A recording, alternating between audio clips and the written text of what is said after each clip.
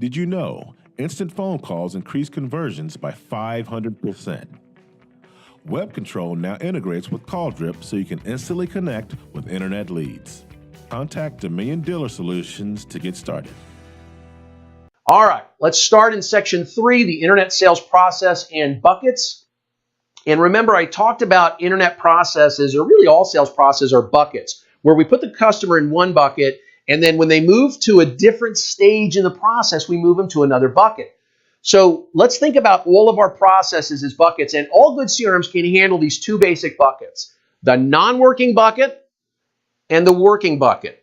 All right, this is the very basic part of internet sales process, and every CRM can handle this. The non-working bucket, a lead comes in, we haven't reconnected with them, they go in the non-working bucket, meaning we're not working with them yet.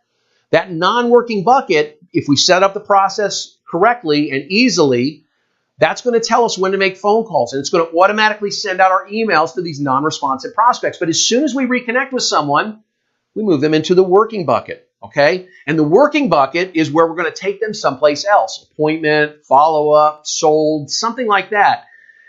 Now, those are the two basic buckets. Most of you have a non-working bucket and then about 20 different working buckets, and that's fine. What I want to do is I'm going to give you 4 non-working buckets today, right? And then you can continue to keep your other processes that you have for the working ones. Now, the internet sales process, the templated emails, those scripts, those all exist in that non-working bucket. And our primary goal of everybody in the non-working bucket is just to move them to the working bucket. That's it, okay? Once we reconnect with someone, then that appointment process starts to kick in. Now, today we're teaching just how to reconnect. The appointment process is once you get a reconnection, again, hey, guess what? We have free classes for that. Those are available free online. Just visit stevestauning.com and look for full series videos along the right-hand margin. So look for creating an appointment culture, appointment-driven communication, leading an appointment culture, and our newest video series, which is called The Perfect Appointment. All of those series will help you set appointments with people you've reconnected with. All right, let's get back to the buckets. Now, the 4 lead buckets that we're going to teach today, the traditional lead, the no-phone lead, the trade-in lead, and the credit application lead. Those are the 4 buckets we're going to talk about. Now, great CRMs like Web Control can put the lead automatically into most buckets just based on the lead source. So I got a lead from Black Book, right? It's a trade lead. It goes into my trade appraisal. And then wait, I got a different lead from Black Book. It's their credit application. Well, that goes into my credit application bucket automatically. Good CRMs like Web Control can do that automatically. But you are going to want to create additional buckets over time. So I'm going to give you those 4 buckets for free today. But for example, under traditional, you're going to want to send a different stream of emails and leave different voicemails for sub-buckets like VIN-specific new, trim-specific new, make model new, and used. So you may have 4 sub-buckets under traditional where we have a phone number. Now again, your CRM should make this easy and intuitive to do. If it's hard to set up new buckets and sub-buckets, guess what? You're not going to do it. Your team's not going to do it.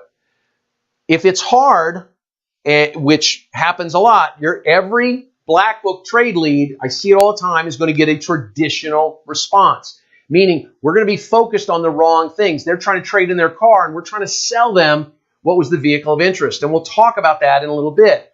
This explains, by the way, why you're not so good at connecting with your trade-in leads, right? They were probably on your site for service and got enticed correctly to fill out a trade lead. And guess what? They filled out a trade lead and you're trying to sell them the vehicle of interest. And Steve, wait a minute, but I don't know how to create these extra buckets or these sub buckets. Listen, I know. Listen, great CRMs have a knowledge base that you can easily search, meaning other people have had this question before. They've solved it. They put it into a knowledge base that makes it easy to do this stuff. This knowledge base should contain step-by-step instructions for everything you want to do. But unfortunately, many CRMs today make you speak to a human whenever you want to do anything, change anything. And if your CRM isn't do-it-yourself and easy, it's probably time to look for a new one. And I don't say that lightly. I hate changing CRMs. I'd rather change DMS than change CRMs ever. But if it's not helping you sell cars, if it's hurting you, then it may be time to change. Here's a perfect example. I worked with a dealer this month. At the dealership, we waited 3 hours for their rep to call them back and tell them where the CRM company had moved a report. They made changes to their reporting and they moved a report somewhere else in the tool. And it wasn't intuitive to us as to where that report was. We couldn't get an answer. It took 3 hours for them to call back. In the meantime, we went on LinkedIn and we asked the question on LinkedIn, and a dealer consultant, just a trainer who was working with another dealer at the time, not a trainer for the CRM, but an independent trainer, he helped us before the CRM company ever responded. He had the same question for his client. He found the report. He told us where to find the report. That's not how CRM should be.